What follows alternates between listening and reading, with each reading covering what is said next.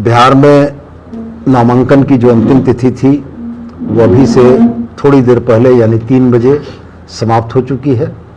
बिहार में चुनाव लड़ने वाले दलों की नामांकन की स्थिति लगभग स्पष्ट हो चुकी है। बहुत ही अफसोस के साथ झारखंड मुक्ति मोर्चा यह कहने को बाध्य है कि झारखंड मुक्ति मोर्चा बिहार विधानसभा के चुनाव में इस बार पार्टिसिपेंट नहीं है। हम चुनाव नहीं लड़ रहे हैं। जाहिरा तौर पर एक राजनीतिक दल जो पड़ोसी राज्य में चुनाव नहीं लड़ रहा है तो इसके पीछे बहुत महत्वपूर्ण कारण होंगे, बहुत सी बातें होंगी। तो मैं आपसे यही कहना चाहूँगा कि बिहार के गठबंधन के अगुआ राजनीतिक दल की राजनीतिक धूर्तता ने झारखंड मुक्ति मोर्चा को यह नुकसान पहुंचाया। झारखंड मुक्ति मोर्चा के बिहार में चुनाव लड़ने की आकांक्षाओं पर पानी फेरा और बिहार प्रदेश में झारखंड मुक्ति मोर्चा के नेतृत्व में अपने लिए बेहतरी तलाशने वाली जनता के लिए भी एक धोखा किया। हम इस बात से बहुत आहत हैं कि राष्ट्रीय जनता दल के नेतृत्व में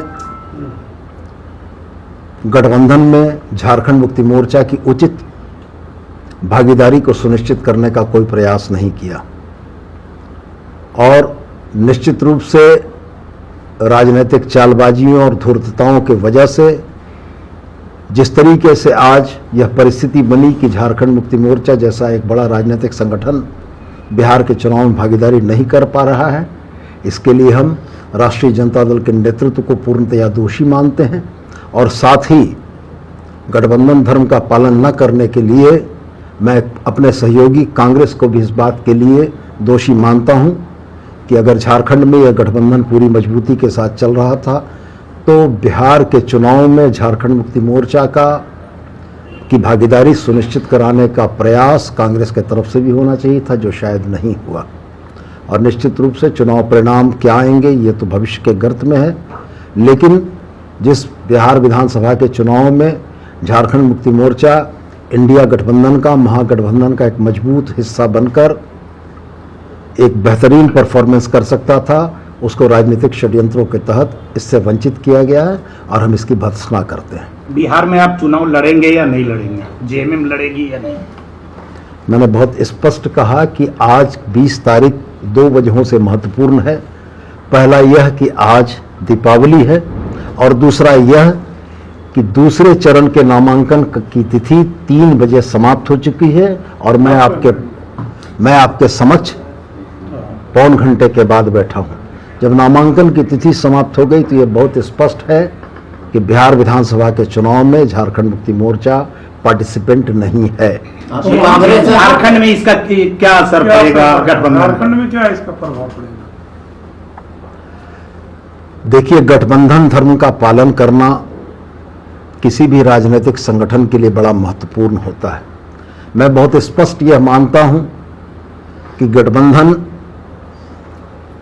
2 भाइयों के बीच का वह पारस्परिक समायोजन है जिसमें दोनों ही एक दूसरे के हितों का ख्याल रखते हैं। झारखंड मुक्ति मोर्चा ने 2015 के चुनावों में अपने सहयोगी दल राष्ट्रीय जनता दल की मदद करने के उद्देश्य से भी प्रयास किया। 2020 में राष्ट्रीय जनता दल और कांग्रेस के गठबंधन ने 3 सीटों का आश्वासन हम लोगों को दिया था, जो आखिरी समय में वह 3 सीटें इन लोगों ने राष्ट्रीय जनता दल, कांग्रेस और जदयू ने एक-एक करके बांट ली और झारखंड मुक्ति मोर्चा को धोखा मिला। हम अपनी बात अगर कहते हैं तो हमने बताया कि 2015 के चुनाव में भी हमने राजद को मदद की थी। 2019 के चुनाव में भी राजद हमारे गठबंधन का पार्ट था। 2019 के चुनाव में राजद का एकमात्र विधायक सत्यानंद भोक्ता जीते थे, जिसको गठबंधन धर्म का पालन करते हुए हेमंत सोरेन जी ने 5 वर्षों तक मंत्री बनाकर रखा। 2019 के चुनाव के बाद 2024 का चुनाव आया। 2024 के चुनाव में गठबंधन धर्म का पालन करने के लिए झारखंड मुक्ति मोर्चा ने कांग्रेस, राजद और वाम दलों को समायोजित किया। चुनाव के परिणामों के बाद सरकार बनाने की बारी आई तो 4 सीटें होने के बाद भी राजद को हम लोगों ने एक बर्थ दी, जो कि हमारे एक मंत्री हैं। मैं ये बातें तमाम इसलिए आपको दोहरा रहा हूं कि झारखंड मुक्ति मोर्चा ने बड़ी सदाशयता के साथ गठबंधन धर्म का पालन किया। इसके बदले बिहार की राजनीति में 2025 में जो धोखा हम लोगों को मिला है, ये निश्चित रूप से झारखंडी भावना को आहत करने वाला है। और मैं आपके सामने बड़े स्पष्ट रूप से यह कहता हूं कि झारखंडी चेतना को दिया हुआ धोखा झारखंड की मानसिकता और झारखंड के लोग नहीं भूलते हैं। हम निश्चित रूप से प्रतिकार करेंगे और हम निश्चित रूप से उनको यह बताएंगे कि झारखंड मुक्ति मोर्चा एक बड़ी ताकत है, इस देश के आदिवासियों की एक मजबूत आवाज है, और अगर इस देश के आदिवासियों की उस मजबूत आवाज को दबाने की कोशिश की गई है तो निश्चित रूप से इसका खामियाजा उन तमाम लोगों को भुगतना पड़ेगा। झारखंड में आरजेडी गठबंधन दल में अब रहेगा या नहीं रहेगा? पार्टी निश्चित रूप से आने वाले समय में महागठबंधन के राजनीतिक दलों के क्रियाकलाप के आधार पर समीक्षा करेगी और संगठन के प्लेटफॉर्म पर, पार्टी के प्लेटफॉर्म पर समीक्षा के उपरांत मुक्ति मोर्चा के राजनीतिक हितों के जो अनुकूल होगा उसके अनुरूप निर्णय करेगी। और ये निश्चित रूप से मुक्ति मोर्चा के राजनीतिक हितों के साथ साथ झारखंडी हितों के भी अनुकूल होगा। बिहार में क्या रोल रहेगा अब बिहार के चुनाव में? बिहार के चुनाव में झारखंड मुक्ति मोर्चा किसी भी तरीके से सक्रिय राजनीति में नहीं है। हम वहां के किसी भी राजनीतिक कार्यक्रमों में भागीदार नहीं हैं। क्या आरजेडी और कांग्रेस को सबक सिखाया जाएगा बिहार के चुनाव में?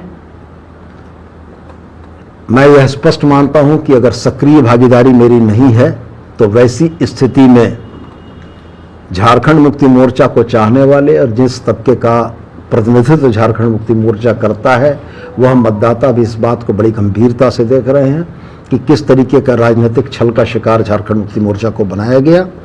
इसका जवाब वहां की जनता देगी। और मैं पुनः दोहराकर आपसे यह कहता हूं कि पार्टी संगठन की तरफ से माननीय मुख्यमंत्री के निर्देश पर 7 तारीख को यानी 7 अक्टूबर को मैं पटना गया था अपने सहयोगी विनोद पांडे जी के साथ। हम 2 लोगों की इस टीम ने जाकर राष्ट्रीय जनता दल के शीर्ष नेतृत्व के साथ मुलाकात की थी। उस शीर्ष नेतृत्व के साथ 1 घंटे से ज़्यादा चली हुई वार्ता में बड़े सौहार्दपूर्ण तरीके से इन बातों का एक सहमति बनी थी कि झारखंड मुक्ति मोर्चा इंडिया गठबंधन का पार्ट है और झारखंड मुक्ति मोर्चा को समायोजित करने में कहीं से कोई कमी नहीं होगी। लेकिन 7 से लेकर 20 अक्टूबर तक के इन 13 या 14 दिनों के कार्यकलाप में राजनीतिक धूर्तता का जैसा परिचय दिया गया है यह निश्चित रूप से आहत करने वाला है। और हम इस बात को भी कतई नहीं भूले हैं कि राहुल गांधी जी, तेजस्वी जी की इस यात्रा के समापन में मनोहार और इसरार करके हेमंत सोरेन जी को बुलाया गया था और हेमंत सोरेन जी इंडिया गठबंधन के पार्ट होने के वजह से वहां गए थे। और अगर अभी बदले हुए क्रम में, बदली हुई परिस्थितियों में इस तरीके का बर्ताव हुआ है तो निश्चित रूप से इसका फलाफल उन तमाम ताकतों को भी भुगतना पड़ेगा जिन लोगों ने झारखंड मुक्ति मोर्चा के आत्मसम्मान को आहत किया है। बातचीत में आखिर ब्रेक कहां लगा? मैंने बहुत स्पष्ट आपसे कहा कि यह राजनीतिक धूर्तता थी। सीट शेयरिंग में जेएमएम का ज्यादा डिमांड था और वो पूरा नहीं होने के कारण क्या मामला अटका है? नहीं, कितने सीटों की मांग? वास्तव में परिस्थितियां यही बनी थी कि तेजस्वी जी ने मुझसे पूछा कि आपके पास किन सीटों पर लड़ने का विचार है। हमने बहुत स्पष्ट उनसे कहा कि विगत 3 चुनावों से झारखंड मुक्ति मोर्चा ने बिहार में चुनाव नहीं लड़ा है। 2015 के चुनाव में राजद को मदद पहुंचाने के उद्देश्य से राजद के द्वारा बताई गई सीटों पर हम लोगों ने कैंडिडेट उतारे थे।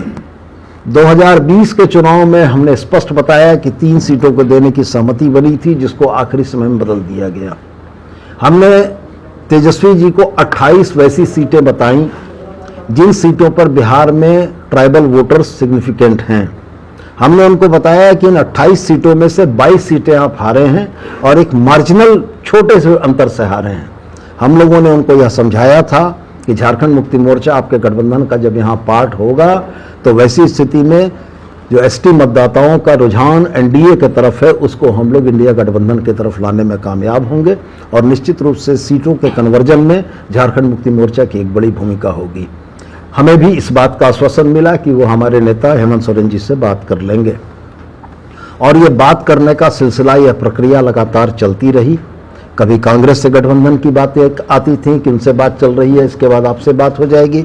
कभी वीआईपी पार्टी के सहनी जी की बात चलती रही, कभी लेफ्ट पार्टीज की बात चलती रही, कभी इंडिया इंक्लूसिव पार्टी के नाम से एक नई पार्टी जिसका नाम शायद आप भी नहीं जानते होंगे, उसको भी एकोमोडेट करने की बात चलती रही।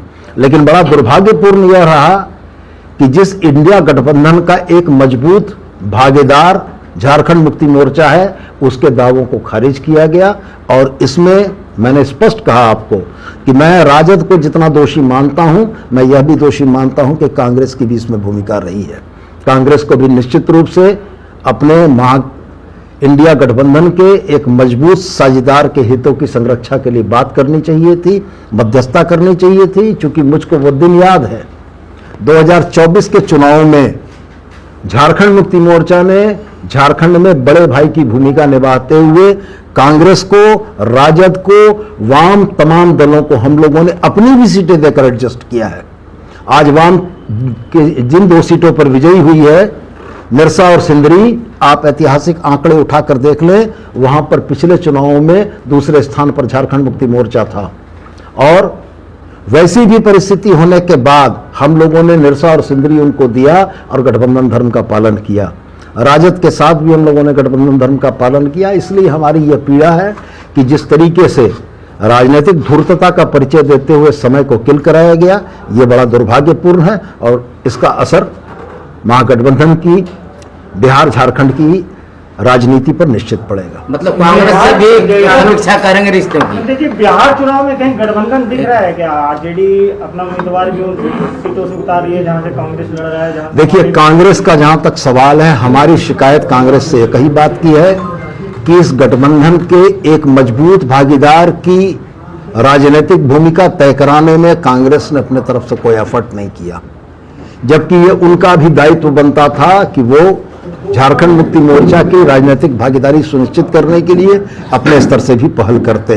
तो निश्चित रूप से हमारा कहीं न कहीं आज सम्मान इस बात के लिए आहत हुआ है कि ये जो परिस्थितियां बनी हैं, यह परिस्थितियां कांग्रेस के भी मूक और मौन रहने के चलते बनी हैं। और कांग्रेस यदि मूक और मौन रही है तो हमारे लिए ये बड़े अपमान और आहत करने की बात है। क्या राजनीति में कहा जाता है कि कुछ भी असंभव नहीं है? क्या झारखंड मुक्ति मोर्चा के लिए भी कुछ भी असंभव नहीं है? मैं फिलहाल उन बातों पर नहीं जाना चाहूंगा, लेकिन मैं स्पष्ट रूप से यह जरूर कहूंगा कि महागठबंधन का गठन, इंडिया ब्लॉक के गठन में झारखंड मुक्ति मोर्चा एक बड़ा मजबूत साझेदार रहा है और अभी तक की परिस्थितियां हमें इसी रास्ते पर ले जा रही हैं। लेकिन अगर राजनीतिक परिस्थितियां झारखंड मुक्ति मोर्चा और झारखंडियों के हितों के विरुद्ध होगी तो पार्टी और भी कोई निर्णय ले सकती है। माननीय मंत्री महोदय, आपके मंत्रिमंडल में संजय यादव मंत्री हैं, तो ये मान लिया जाए कि आप उनका मंत्रिमंडल से